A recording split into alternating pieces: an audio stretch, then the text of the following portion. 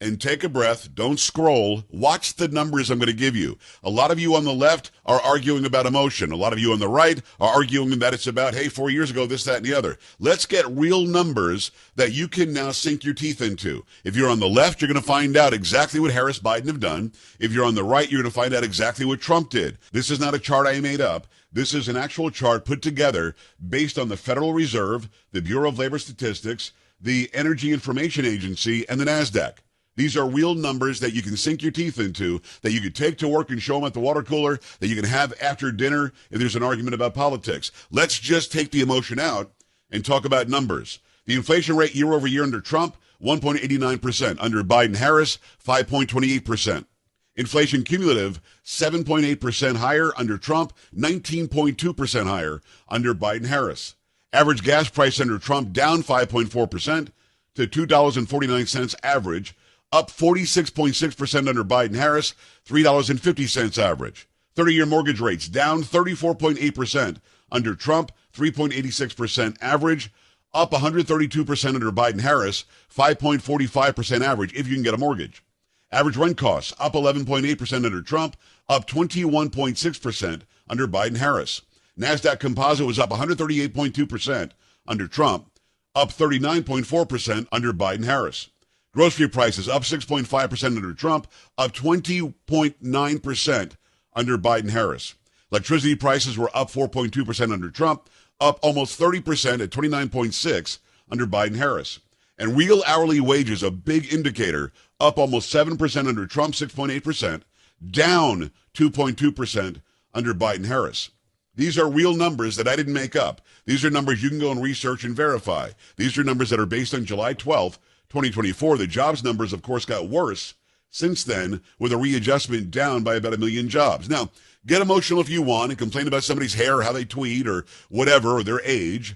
Or you can actually look at numbers and decide who was the better CEO, who was the better person in charge. Because Harris is no different than Biden, except she's a little more progressive, more liberal on policies, which will cost everybody even more money should she win. 70 cents today. That's the pain. So let's break down where the bulk of that pain came from. You see this line right here? That's where Trump 45 left office and Biden came in. Carry that over to the next line. This is all Biden's presidency. And this is where Trump came back in. So this is a 22% rise during Joe Biden for the cost to live.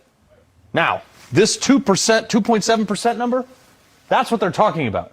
This represents the part of the graph for the number that came out today, which all things considered is pretty good, even though it outperformed the estimates of supposed to be 3.1%. And the left wants to make it seem that Trump's tariffs are to blame for this 22% inflation that happened before the tariffs. See, Trump has actually brought some prices back down to almost where they were before Biden, and in some sectors like gas and things like that. For example, when Trump left office, gas was about $2.50 a gallon, which shot up to a national average of $3.50 during the time. Biden had both the House and the Senate. He was doing whatever he wanted, passing things like this Green New Deal trash. And then in January of 2022, what happened then? The number one Republican talking point was Joe Biden's driving gas prices too high. Because he was. What does Joe Biden do? Check this out. He starts draining the Strategic Petroleum Reserve. That's meant for a crisis or wartime. But he did it for political gain during the midterms. Right around here. Because the midterms were here. He drained the stock from 650 million barrels down to 350 million barrels in reserve. And yes, gas prices did actually fall during that time. But it was the supply surge. And they crept back up slightly until they started to go back down under Trump, because Trump policies came in and had actual deflation from that, which is almost unheard of. See, Trump showed these during his speech last night for a lot of things. Egg prices down, hotel rates, new used cars, there's your gasoline, airfare, prescription drugs, sporting events, all these.